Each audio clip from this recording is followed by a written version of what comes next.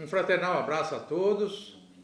A Glesp, através da grande hospitalaria e do seu grande hospitaleiro, nosso irmão Rui Flório, estamos voltando com as nossas palestras. Hoje está sendo apresentado Setembro Amarelo, com o nosso psicanalista Luiz Moura. Um excelente trabalho que ele está fazendo.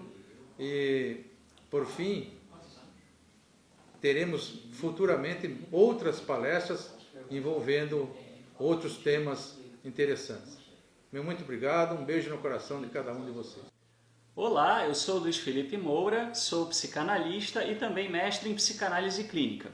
E já que nós estamos então no Setembro Amarelo, vamos falar sobre um tema que é de bastante relevância, que é o tema do suicídio. Mas na realidade, o título que eu acabei escolhendo, para poder falar a vocês é Quando o Desespero Chega.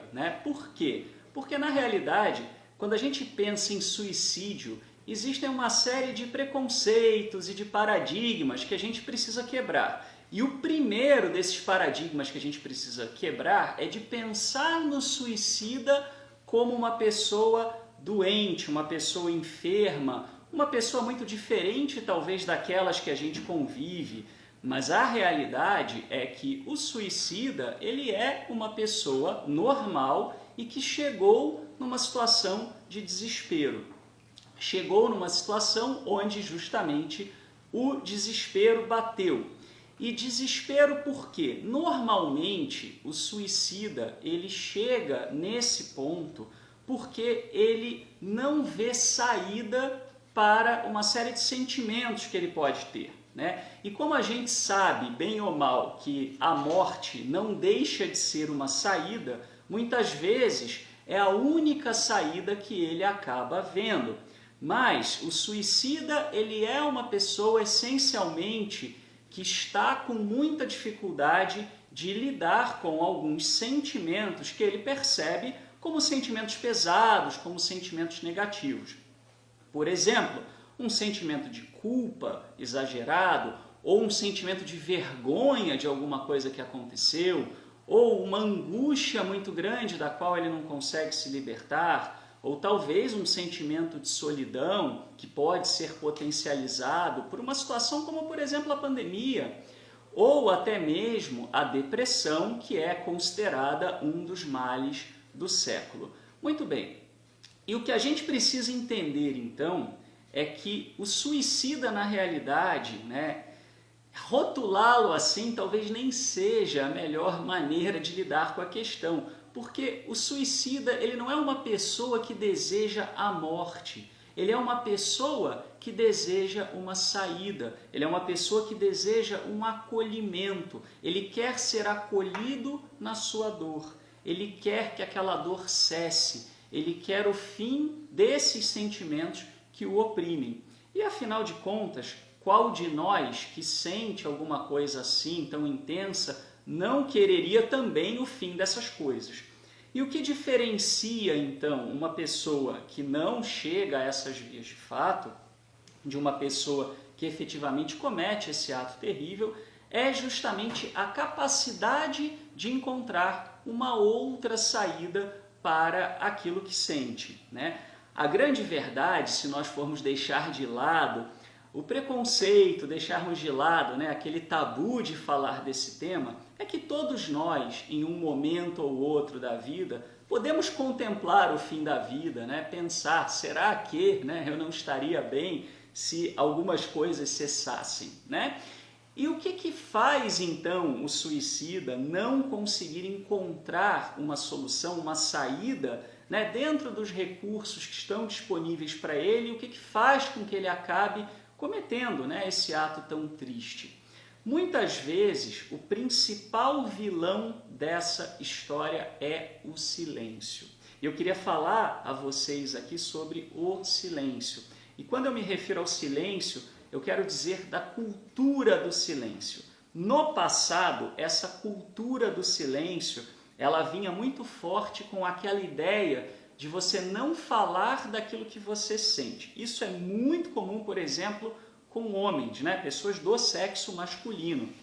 aquela coisa que a gente cresce ouvindo, né? Que o homem tem que ser forte, o homem não pode chorar, não pode demonstrar fraqueza, né? Ou então até mesmo aquela ideia, né, de que qualquer dificuldade, seja por exemplo uma depressão, uma angústia, uma ansiedade, né, que isso daí é sinal de fraqueza, ou isso é coisa de gente doida, né, ou isso é coisa de gente que tem mente fraca, né? Existem até memes em rede social que falam, né, que a depressão, por exemplo, que é uma coisa bastante delicada, né, e que às vezes tem até fatores bioquímicos, que depressão seria falta de ocupação, falta do que fazer, enfim.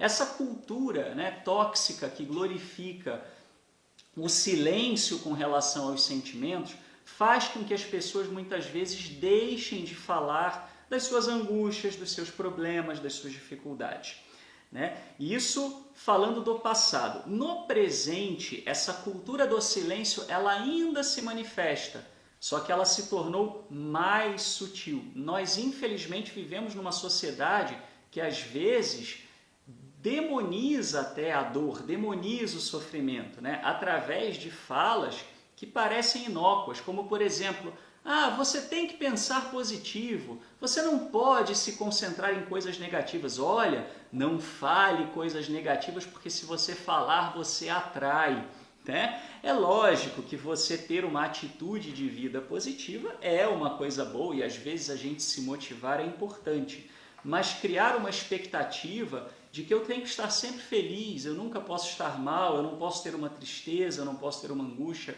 uma ansiedade, uma depressão, isso gera uma carga irreal, né? A felicidade, que é o objetivo que a gente tem, né, maior, aí, digamos, né, para uma qualidade de vida, ela não quer dizer você estar sorrindo o tempo todo, né? Mas sim você ter, como a própria Bíblia diz, né, tempo de sorrir e tempo de chorar. Há tempo para as emoções, né? E falando, por exemplo, também na questão da medicação, né, a gente vê uma inversão também, né, de polaridades aí com relação à medicação, que é muito complicada, né? Antigamente as pessoas achavam, e tem muita gente que ainda acha, que tomar remédio é coisa de gente fraca, que se você tomar um remédio, né, para depressão, para alguma outra patologia psíquica, você vai ficar terrivelmente dependente, ou vai te fazer um mal danado, ou você se assume doente, né? O que não é verdade. Por outro lado, você tem hoje também uma cultura em que muitas vezes a pessoa vai procurar uma ajuda e ela mal abriu a boca para dizer o que tem, ela já sai com uma receita de remédio como se fosse uma solução única e a pessoa não busca trabalhar as suas questões. Chegamos então no ponto que eu gostaria de abordar com vocês aqui, que é o que a gente deve fazer então? Bom, a chave para tudo é diálogo, diálogo, diálogo. Buscar ajuda através da fala, através de conversar. Por quê? Por duas razões. Primeiro é que a fala ela já tem uma função de você colocar para fora um pouco daquele sentimento. Se você segura, você não fala sobre como você se sente, eu costumo dizer que é como você colocar o dedo no bico de uma panela de pressão. Uma hora você vai estourar, né? Então a gente não deve fazer isso com os nossos sentimentos. Mas além dessa função, né, de você desabafar, colocar para fora o que sente, já ser uma coisa positiva, só da gente falar, às vezes a gente já começa a enxergar a coisa com outros olhos. Às vezes só de contar para uma pessoa eu já começo a pensar, puxa vida, eu estou aqui falando isso para você e agora me ocorreu que de repente pode ser assim, assim, assim. Falar força um pouco, entre aspas, a gente a mudar de perspectiva.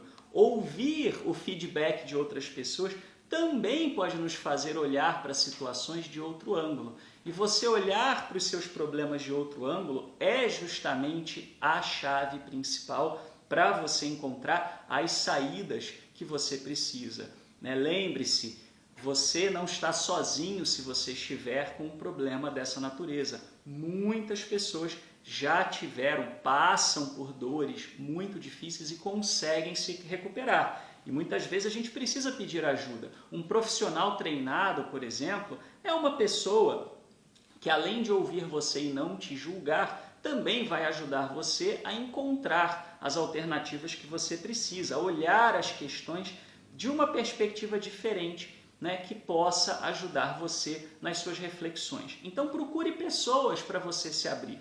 Isso pode ser, se não for o caso de um profissional, pode ser também um parente, ou se o parente está envolvido nas questões, isso às vezes acontece, né? Procure um amigo para conversar, procure um irmão da sua loja para poder conversar. Faça uso dessa rede maravilhosa que a nossa fraternidade fornece. Procure pessoas que não vão te ouvir 2 minutos e te encher de conselhos, mas que realmente estão dispostas a gastar tempo e a ouvir você.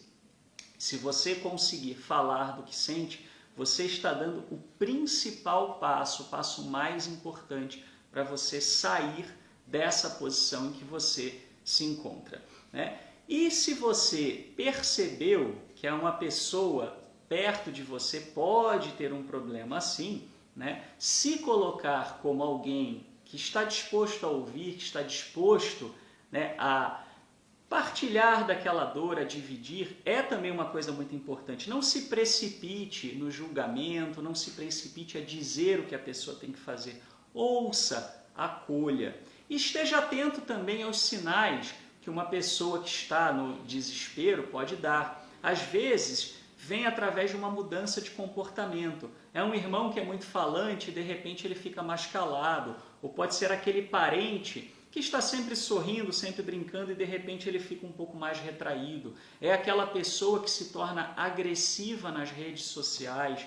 Isso tem uma razão de ser. Por trás disso pode haver uma dor, pode haver uma amargura, né? E seja proativo. Não diga assim, olha, se você precisar conversar, você pode contar comigo e ponto. Não, ligue para a pessoa, pergunte como está, crie oportunidades para que a pessoa possa se abrir. Você não sabe quando isso pode acontecer. Algumas pessoas precisam de um tempinho para que isso ocorra. E se você está em dúvida, se você está apreensivo, seja com uma pessoa próxima, seja com um familiar, seja com um irmão de loja, seja com quem for, busque ajuda, converse com um profissional, procure falar, marque até, se necessário for, uma consulta profissional onde você possa ter, de repente, uma orientação de alguém que possa te dar dicas do que fazer. Procure a grande hospitalaria, peça ajuda, usufrua da estrutura, né, que se tem de apoio. Muitas pessoas, elas acabam achando, mas podia ser feito mais, mas na realidade são elas que não vão atrás de buscar. Então vá atrás, procure, peça ajuda, né? Mesmo que não seja para você, que seja para uma pessoa próxima. Procure também o telefone do Centro de Valorização à Vida, eles fazem um trabalho muito bonito e muito interessante com relação a isso. Eles não atendem só pessoas com essa dificuldade, mas também pessoas que buscam uma orientação sobre o que fazer, sobre como agir. Por fim, ajude a pessoa que está nessa situação a vencer o medo. O medo é um dos principais inimigos que faz com que as pessoas não se abram. E as pessoas não têm botãozinho para desligar o medo. Coragem não é você não ter medo. Se você não tem medo, não é um ato de coragem. Coragem, às vezes, é você dizer, eu estou com medo, mas eu vou enfrentar mesmo assim. Então, ajude o outro. Se você tem uma pessoa que tem uma certa resistência, um medo de se abrir, ajude essa pessoa a buscar um profissional. Diga, eu vou com você na consulta, eu vou com você atrás de uma pessoa, conte comigo. E se você está na situação da angústia, da dificuldade, do desespero, respire fundo e vá atrás da ajuda. O medo, ele vai estar ali, mas você consegue superar o medo. E superando o medo e se abrindo e falando, você vai ver que tudo vai melhorar. Muito obrigado.